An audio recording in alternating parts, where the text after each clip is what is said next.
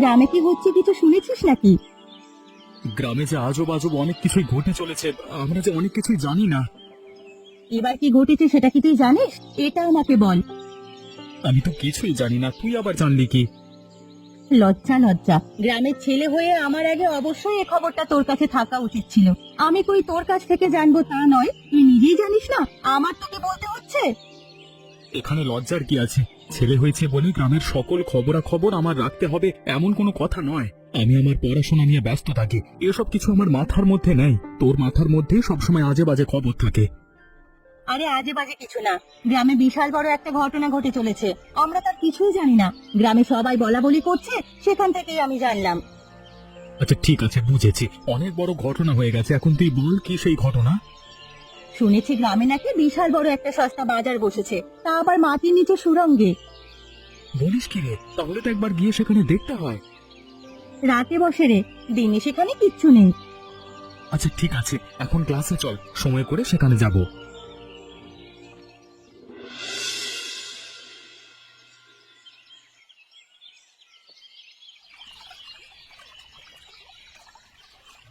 কি গো ভোলানাথ দা, এখানে এভাবে বসে আছো কেন? আজকে কি মাছ ধরতে যাবে না নাকি? কিভাবে মাছ ধরতে যাব সেটা নিয়েই তো ভাবছি। মাছ ধরতে যে যাব সেটাই তো পাচ্ছি না। মাছ ধরা থেকে তোমাকে আবার কে আটকে রেখেছে? তুমি তো চাইলেই মাছ ধরতে যেতে পারো, কেউ তো তোমাকে আটকে রাখেনি। চাইলে কি মাছ ধরতে যাওয়া যায় নাকি? মাছ ধরবার জন্য অবশ্যই জালের প্রয়োজন। আমার জালটা কে যেন চুরি করে নিয়ে গেছে, কোনোভাবেই সেটা খুঁজে পাচ্ছি না। এভাবে সব চুরি করতে থাকলে কিভাবে হবে বলো তো? ঠিক কথাই তো বলেছো। গত দুদিন আগে ফসলের জমি থেকে ধান কেটে রেখেছিলাম, ফসলের মাঠে ধানগুলো ঝিরে তারপর বাড়িতে নিতে যাচ্ছিলাম। গত রাতে দেখি সেখানকার অনেক ধান উধাও হয়ে গেছে। আরে এমনটা করছে সেটাই তো বুঝতে পারছি না। এমন চলতে থাকলে আমরা যে না খেয়ে মরবো। এরকম ভাবে আর বসে থাকলে হবে না। চলো হরিপ্রসাদ বাবুর বাড়িতে যাই, তাকে সবটা জানাই। তুমি তো আমাদের গ্রামের মোড়ল, অবশ্যই তিনি কিছু না কিছু একটা ব্যবস্থা করবেন। হরিপ্রসাদ বাবুর কাছে যাওয়া ছাড়া তো অন্য কোনো উপায় দেখছি না। গ্রামে নিত্যদিন এমন চলতে থাকলে আমাদের অনেক সমস্যা হয়ে যাচ্ছে। চলো চলো, এখনই হরিপ্রসাদ বাবুর বাড়িতে চলো, তাকে সবটা বুঝিয়ে বললে তিনি কিছু না কিছু করবেন।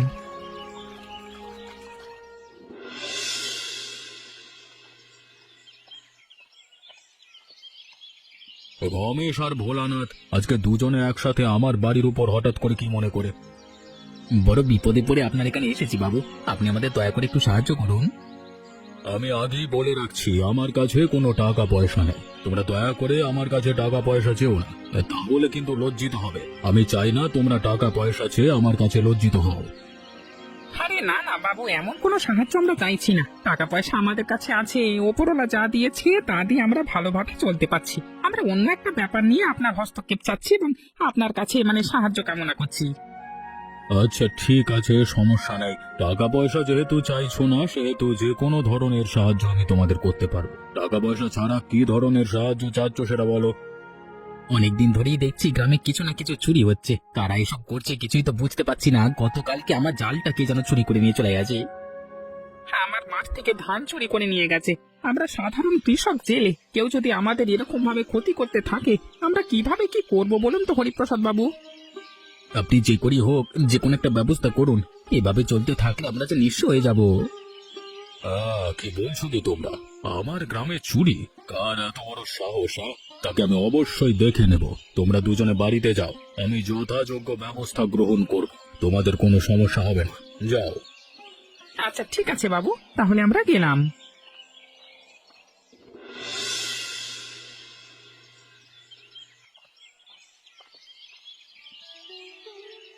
আরে লক্ষ্মীনাথ বাবু যে, আপনার না গতকাল আসবার কথা, একটা দিন দেরি করে আসলেন কেন? গ্রামে যেমন আমার কাজ থাকে, শহরেও অনেক কাজ থাকে। গ্রামের জিনিসপত্রগুলো নিয়ে আমার শহরে বিক্রি করতে হয়, তাই তো আর আসা হয় না। সেখানের কাজ সবকিছু শেষ করে তারপর আমাকে আসতে হয়। সেটা আপনি আমাকে আগে জানালেই তো হতো, তাহলে আপনার জন্য একটা গাড়ি পাঠিয়ে দিতাম। নিশ্চয়ই আসতে আপনার কষ্ট হয়েছে, তাই না? আরে না না, গাড়ির দরকার নেই, এমনিতেই আমি চলে আসতে পেরেছি। আপনাদের এখানকার যে রাস্তাঘাট তাতে তো ঠিকঠাক মতো চালাই যায় না। গাড়ি দিয়ে চলে আমার মনে হয় আরো দুর্ঘটনায় পড়তে হবে এখানে, এই জন্য আমি নিজেই গাড়ি নিয়ে আসি না আর কি। এটা অবশ্যই আপনি ঠিক বলেছেন এবং বুদ্ধিমানের মতোই একটা কাজ করেছেন। গাড়ি কিনে আমি নিজেই ঝামেলার মধ্যে আছি। তবে আপনি এসেছেন ভালোই হয়েছে। একা একা সকল কাজ সামলানো যায় না, আপনি থাকলে আমার অনেকটাই সুবিধা হয়। দুজনে মিলে কাজ করলে স্বাভাবিকভাবেই সহজ হয়ে যাবে, সেটা তো জানা কথা। একা কাজ করতে এমনিতেই ঝামেলা হয়। আমার টাকাটা ঠিক মতো এনেছেন তো? আরে সমস্যা নেই, সম্পূর্ণ টাকা এনেছি, দুজনে ভাগ করে নেব, আপনি চিন্তা করবেন না। তাহলে তো ভালোই হলো। বসুন, আপনার জন্য চা আনতে বলছি।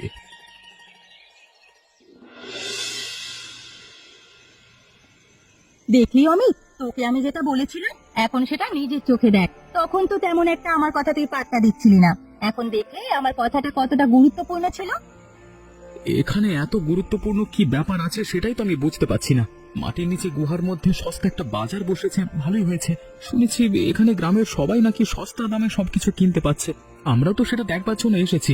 ভেতরে গিয়ে যদি সস্তা দামে জিনিসপত্র পাই তাহলে তো আমরাও কিনবো। হঠাৎ করে গ্রামের মধ্যে একটা গুহার মধ্যে সস্তা দামের জিনিসপত্র বিক্রি হচ্ছে, ব্যাপারটা তেমন অদ্ভুত নয়? তোর কাছে অদ্ভুত মনে হলেও আমার কাছে তেমন একটা অদ্ভুত নয়। হয়তোবা কারোর ভালো উদ্যোগে এই কাজ হচ্ছে, আর এতে তো গ্রামবাসী সবার ভালো হচ্ছে, সবাই অল্প দামে কিনতে পাচ্ছে। তোর এত সমস্যা কোথায় বলতো? আরে তাতে আমার সমস্যা নেই, গ্রামের মানুষজন যদি ভালো থাকে তাতে তো আমিও খুশি। তবে আমার সমস্যাটা হচ্ছে অন্য জায়গায়। অন্য কোনো জায়গা তোর সমস্যা হলে বলতো আমাকে শুনি। শুনেছি এখানে যারা বিক্রি করে সস্তা দামে মাটির নিচে, তারা নাকি সবাই মুখে কাপড় বেঁধে তারপর এখানে দোকানদারি করে। তারা যদি ভালো কাজই করে তাহলে এভাবে করবে কেন? এটা তো আমি জানতাম না। যাই হোক, এখানে যেহেতু এসে পড়েছি, চল নিচে গিয়ে সেটা দেখি। আচ্ছা ঠিক আছে, চল চল।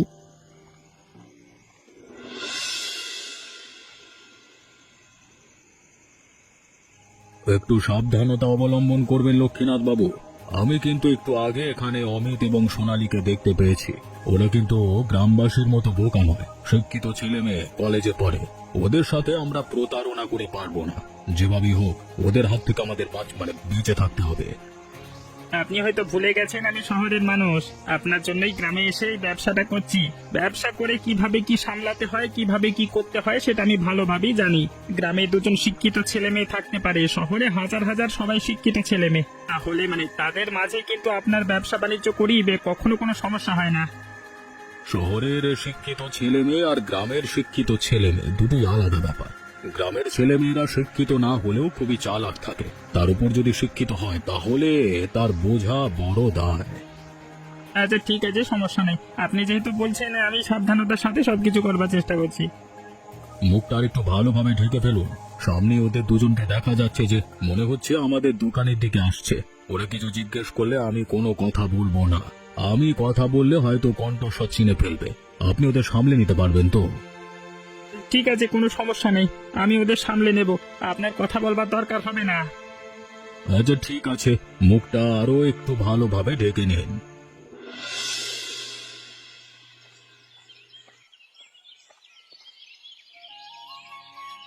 কি গো ভোলানাথ দা, তুমি এখানে বসে আছো, আমি ওইদিকে তোমাকে খুঁজে বেড়াচ্ছি।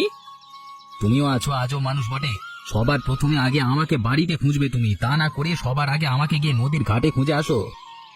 তুমি হচ্ছ জেলে মানুষ, বাড়ির চেয়েও নদীর ঘাটে বেশি থাকো, সেই জন্যই তো আমি সেখানে খুঁজতে চাই। আচ্ছা ঠিক আছে, সেসব কথা বাদ দাও। এখন কি জন্য তুমি আমাকে খুঁজছিলে সেটা বলো। আমার সাথে একটা অবাক কাণ্ড ঘটেছে, সেটা তোমাকে জানানোর জন্য আসলাম। তোমার সাথে আবার কি কাণ্ড ঘটলো? এদিকে আমি নিজেই তো ঝামেলার মধ্যে আছি। আমারটা পরে বলবো, তোমার কি হয়েছে সেটা আগে বলো। গতকাল রাতে তুমি আর আমি দুজনে মিলেই তো সস্তা বাজারে গেলাম মাটির নিচে, সেখান থেকে চাল ডাল কিনে নিয়ে আসলাম। দুপুরে যখন গিন্নি রান্না করতে যাচ্ছিল তখন সেখানে দেখে সেখান থেকে অনেক চাল ডাল উধাও। রাতে আমরা যেগুলো দেখেছি তার অর্ধেক পরিমাণও নেই, কিভাবে কি হলো সেটাই তো বুঝতে পারছি না। এই যে ব্যাগ এনেছি সেটা তো কোথাও ছেঁড়া নেই, কি কিছুই তো বুঝতে পারলাম না। কি বলছো তুমি এসব? আমারও তো একই সমস্যা। গিন্নি সেই জন্য আমাকে আরো কিছুক্ষণ আগে চেঁচামেচি করেছে। এই জন্যই দেখছো না এখানে ঝিম মেরে বসে আছি। কি হলো সেটাই তো বুঝতে পারছি না। হাতে পয়সা থাকে না, তার উপর যদি বাজারে ঠিকঠাক মতো না পাই তখন কেমন লাগে বলো তো? আমারও তো দেখে সন্দেহ হচ্ছে। চলো আবারও হরিপ্রসাদ বাবুর কাছে যাই, চুরি তো বন্ধ হয়েছে দেখি। এখন এটা করেন তিনি, কি করেন? হ্যাঁ হ্যাঁ, এটা ভালো বলেছো। চলো চলো চলো।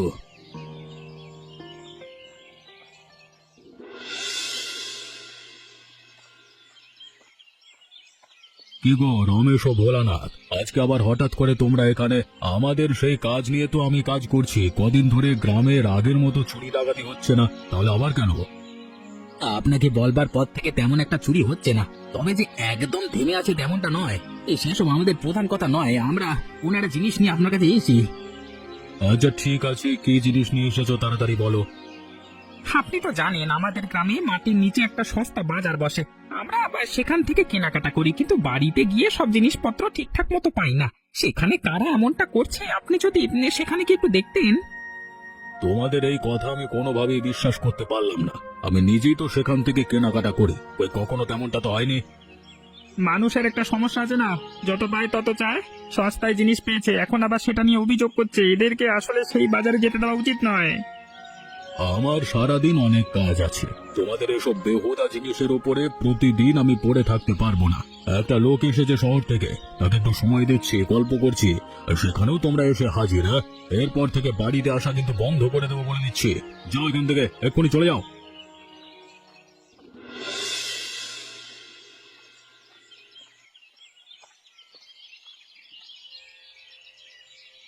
এই যে অমিত আর সোনালি, তোদের দুজনের জন্যই তো আমরা এখানে দাঁড়িয়ে আছি সেই কখন থেকে। আমাদের জন্য তোমরা দাঁড়িয়ে আছো কেন? কিছু হয়েছে নাকি? কোনো সাহায্য লাগবে? আমরা বিশাল বড় একটা ঝামেলার মধ্যে পড়েছি, নিজেরা কিছুই বুঝতে পারছি না। তোরা তো শিক্ষিত ছেলে মেয়ে আছিস আমাদের গ্রামের, তোরা যেভাবেই পারিস আমাদের একটু সাহায্য কর। কি হয়েছে সেটা যদি না বলো, আমরা কিভাবে তোমাদের সাহায্য করব বলো তো? কি হয়েছে সেটা আগে আমাদের খুলে বলো, তারপর আমরা তোমাদের সাহায্য করতে পারবো কিনা সেটা বলছি। তোরা তো ভালোভাবেই জানিস গ্রামে মাটির নিচে একটা সস্তা হাট বসেছে, আমরা সেখান থেকে কেনাকাটা করি। কদিন আগে আমাদের জিনিসপত্র চুরি হচ্ছিল, এখন দেখি সেখান থেকে যে জিনিসপত্র ক্রয় করে আনছি সেগুলো বাড়িতে এসে দেখতে পাচ্ছি না। সেখানে কোনো ঝামেলা আছে, তোরা একটু দেখবি। রে অমিত, তখন আমি বলেছিলাম না, দেখ তো আমার কথাই এখন সত্যি হতে চললো। আমিও তো সেটাই দেখছি। যাই হোক, তোমরা চিন্তা করো না, পুরো ব্যাপারটা আমরা ভালোভাবে দেখাশোনা করব, তোমাদের জানাবো। হ্যাঁ, তোমরা এখন যাও।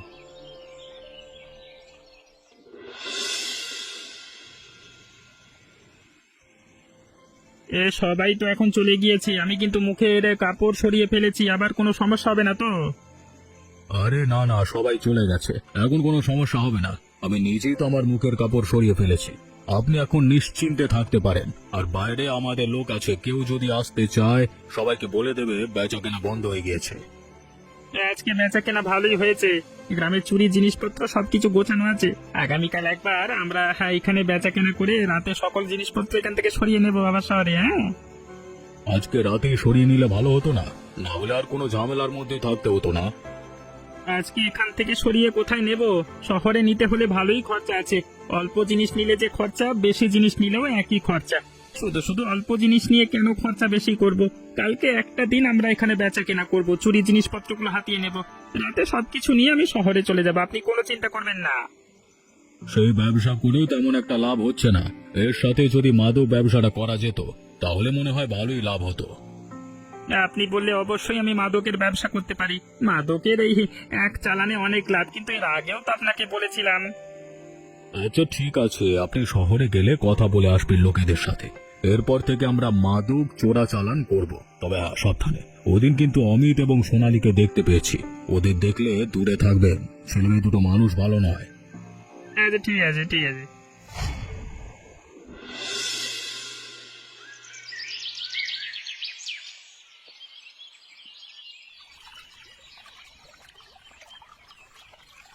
ওই যে সোনালী অমিত আসছে, আমার ধারণা ওরা কোনো ভালো খবর নিয়ে এসেছে, দেখি কি বলে।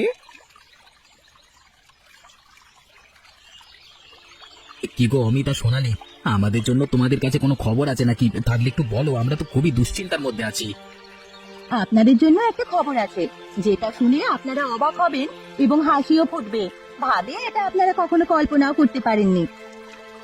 এমন খবর পেয়েছো যেটা শুনলে আমরা অবাক হব, কল্পনাও করতে পারিনি। তাড়াতাড়ি বলো শুনি।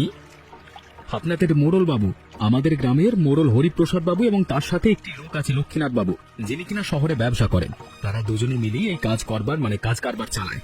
একই সাথে লোক ঠকানোর জিনিস সেখানে জড়ো করা হয়, সেগুলো তারা একসাথে শহরে বিক্রি করে ভালো টাকা আয় রোজগার করে, করে আমাদের ঠকিয়ে আর কি। হ্যাঁ, মানে এইসব কি বলছিস? কিছুই তো বুঝতে পারছি না, বিশ্বাস করতে কষ্ট হচ্ছে। অমিত যেটা বলছে একদম সত্যি কথা বলছে। আমিও সেখানে ছিলাম, সবটাই শুনতে পেয়েছি। শুধু তাই নয়, আপনাদের হরিপ্রসাদ বাবু এখন থেকে মাদকের ব্যবসাও করতে যাচ্ছি, এটা নিয়ে কথা হচ্ছিল, আমরা সেটা শুনে এসেছি। তাহলে তো আর এভাবে চুপ করে থাকা যায় না, অবশ্যই কিছু না কিছু একটা করতে হবে। এখনই গিয়ে ধরি। না না, এখন যাওয়াটা ঠিক হবে না, রাতে গিয়ে হাতে নাতে ধরবো। আপনাদের আমরা দেখে নিয়ে যাব, এখন আমরা যাই।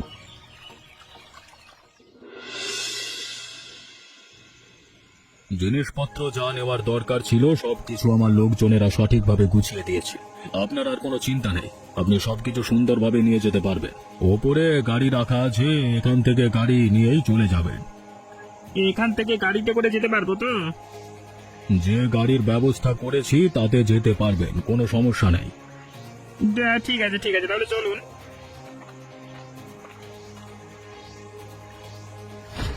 আহা, আপনি এভাবে চলে গেলে হবে? আরে আমাদের গ্রামের এত উপকার করছেন, এভাবে চলে যাবেন? আরে না না, দুজনেই তো আমাদের গ্রামের জন্য অনেক কিছু করেছে, ঢের উপকার করেছে। তাদের দুজনের ভালোভাবে খাতিরদারি তো করতেই হবে। তোমরা সবাই এখানে কি করছো?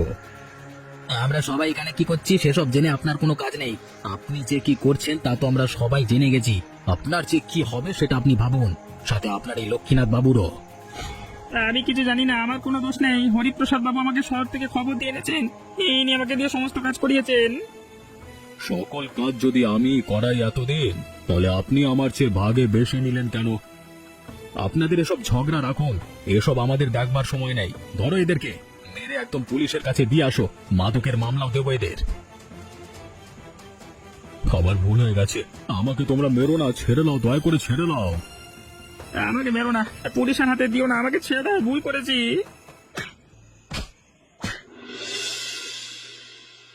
আমাদের গ্রামে কি কাণ্ড হয়েছে তা আপনারা ভালোভাবেই জানেন। আমরা যদি সঠিক সময়ে এসব না জানতে পারতাম, অনেক ক্ষতি হয়ে যেত। যেহেতু একটা বাজার ঘিরে এত সব কাহিনী, গ্রামের মানুষ সস্তায় জিনিসপত্র কেনার জন্যই এত কিছু ঘটেছে। তাই আমরা চাচ্ছি গ্রামে একটা সস্তা বাজার খুলতে, যেখানে সবাই অল্প পরিমাণে লাভ করবেন নিজেদের বিবেক মতো। না হলে কিন্তু আবারও সবকিছু খারাপ লোকেরা দখল করবে। তোমরা যেটা বলছো সেটা আমরা একদম পালন করব। আমরা নিজেরাও চাচ্ছিলাম গ্রামে একটা সস্তা বাজার হোক। তবে আমরা কিন্তু মাটির নিচে সস্তা বাজার চাই না। রাতের কোনো বাজারের দরকার নেই আমাদের। আমরা চাই গ্রামের সবার সামনে মিনি বাজার বসুক এবং গ্রামের সবাই দেখে শুনে সবকিছু কিনে নিই। এটাই তো আমরা শুনতে চেয়েছি। গ্রামের সবাই যদি আমরা কাঁধে কাঁধ মিলিয়ে একসাথে শান্তিতে বসবাস করতে পারি, তাহলে আমাদের আর কোনো সমস্যা নেই। কেউ চাইলেও আমাদের ধোঁকা দিতে পারবে না। একবার আমরা সবাই মিলে বোকামি করেছি, কোনোভাবেই আমরা সেই বোকামি দ্বিতীয়বার করতে চাই না। তোমরা যেটা ভালো মনে করো আমরা সেটাই করব। তোমরাই আমাদের গ্রামের গর্ব। ভোলানাথ দা যেটা বলেছে একদম ঠিক কথাই বলেছে। তোমরা যদি না থাকতে কোনোভাবেই আমরা এই ফাঁদ থেকে রেহাই পেতাম না। তাহলে তো হয়েই গেল, এখন থেকে সপ্তাহে 2 দিন আমাদের এই বাজারে বিকেলে এবং সকালে 2 বেলায় বাজার বসবে। তবে সেটা কোনো মাটির নিচে সস্তা বাজার নয়, মাটির ওপরে।